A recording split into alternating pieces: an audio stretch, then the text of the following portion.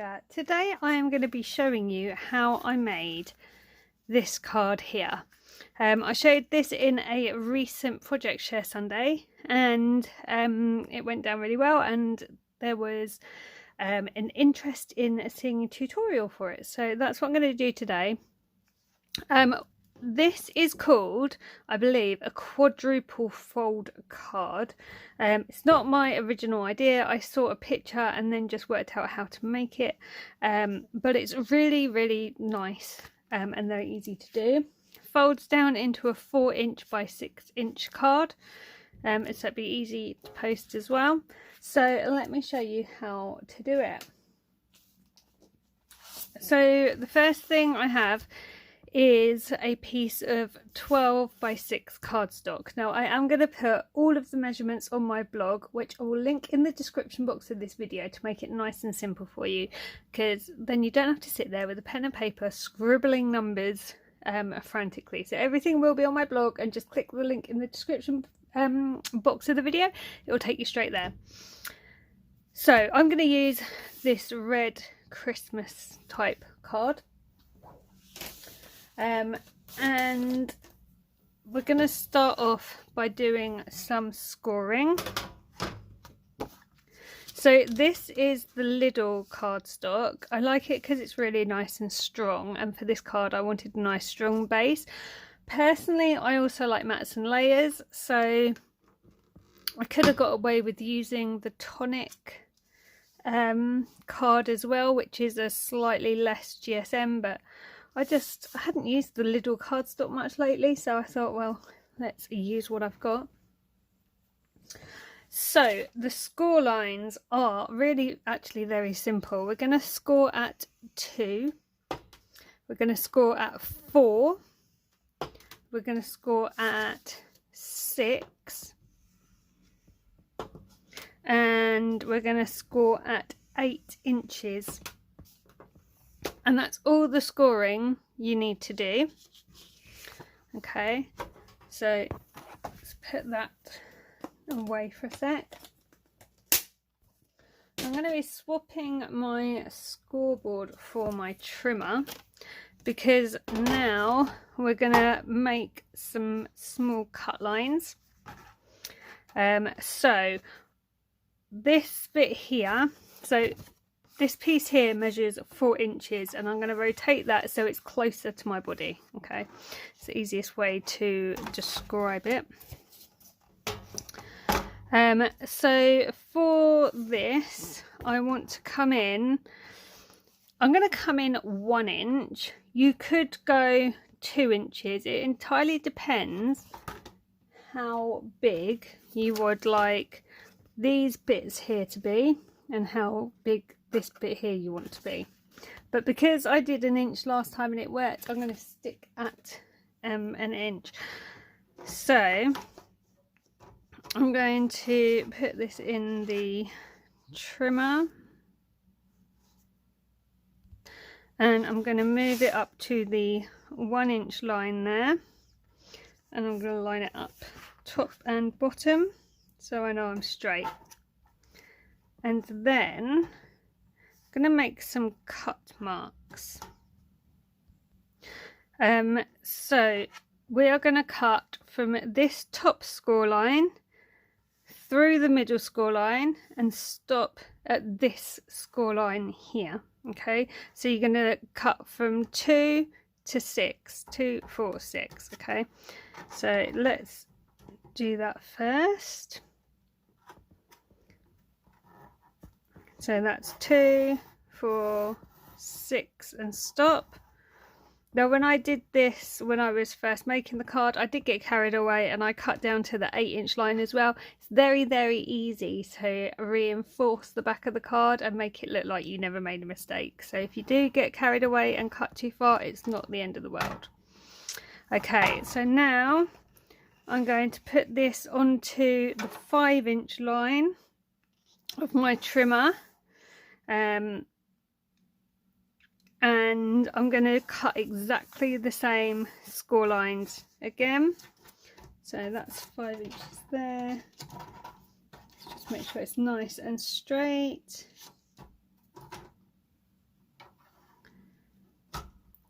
Okay, so 2, 4, 6 and stop. Just make sure going all the way up. And that is literally all we need to do with the trimmer. So now we need to crease our score lines. So I'm going to start on the first one here. So again, the 4-inch side is to my right. So the first score line on this side, I'm going to make a mountain fold. Then we're going to do the next score line as a valley. Next score line will be mountain. And the last one will be valley. And there we have the card base. Now all we need to do is pop this middle bit out and turn it into a mountain. Okay, if that makes sense. So the top and the bottom stay as valleys. This will be a mountain. Okay, so now we need to put some decoration on, which is the fun bit. I am going to be using Nativity, which is the new collection from Craft Consortium and House Cobblestitch today. So I'm going to be using some bits from that. I have pre-cut my papers and my mirror card, but I will put all the links obviously on the blog. So then all I'm going to do is layer these up. Okay, so it's really easy to do. They all fit on a section of the card. So what I'm going to do first of all is I'm going to get this stuck down and then I'm going to come back to you. Okay, so I have now stuck all the mirror card in place, so you can kind of see how this is going to work out. Okay, and you can see where it's all supposed to go. So now what I need to do is to place my DSP where I would like that to go. So it is fairly evident from the measurements what goes where, kind of thing. I also have a piece of white card here that I'm going to be putting on the big side, because that's where you write your sentiment and your greeting, etc. And so I've used a couple of different kinds of the paper. I've got the animals to go in the middle. I've got the crowns and the frankincense and myrrh to go across the top, and then I have the beautiful starred background to go on the long sides. So I'm going to get all that stuck down and then I'll come back. The one thing to remember when you're cutting the DSP, if you have got a patterned paper, to make sure to get your pattern going the right way. But I will mark on the instructions on the blog which one is the length, so that you know to be aware when you're cutting. So I'll come back when all of that is stuck down. Okay, so I've got all my DSP now stuck down, and I've also stuck down my white piece of card where I'm going to be writing my message. So now all I need to do is decorate. I am going to use some of the elements from the collection, but I think I'm also going to use some stickers that I have separately. So I'm going to use these Christmas stars from Do Crafts. I got these, I think I got these from Every Crafts a Pound last year. But I was in the range the other day and I did see, if it wasn't these, it was something very, very similar. So you should still be able to get these as well. So I'm just going to stick these down as like decoration and stuff. I have to say, I was extremely impressed with Craft Consortium yesterday. Because, as you know, when I bought this collection, I noticed on my reveal video there was a fault on one of the papers. And Craft very kindly sent me out a new paper pad, and the new pad had exactly the same fault on it. So I just assumed it was this print fault, and I just thought, well, you know, there's nothing I can do, so I'm just going to get on with it, basically. But I was really quite surprised, in a nice way, when I received an email yesterday from Craft Consortium. They had seen my reveal video, they liked the video, and they explained that actually it was a fault across the whole of, like, every paper pad that's been done. Very sadly, it wasn't picked up on until it was too late. There's nothing they can do about it, and they were really apologetic. And I just thought, you know, how nice of them to contact me, because they didn't have to. You know, yes, it's their product, but I hadn't actually bought the pad from them. I'd bought from Craft, so whoops, just ripped that one. So to receive an email out of the blue was pretty amazing. I've just totally broken this starlet. I wonder if I can probably fix it. So yeah, I was really impressed with that. I thought that was amazing customer service to contact me like that. They have sent me the picture separately, so I can, like, print it out and put it on projects, so I can still use, you know, what I've got. I just thought that was absolutely amazing. They are a small family run business, and I think that shows, because the level of service is just fantastic. That's not knocking Craft were equally amazing, but, you know, credit where credit's due. I thought that was really good. They have also been nominated for some business awards,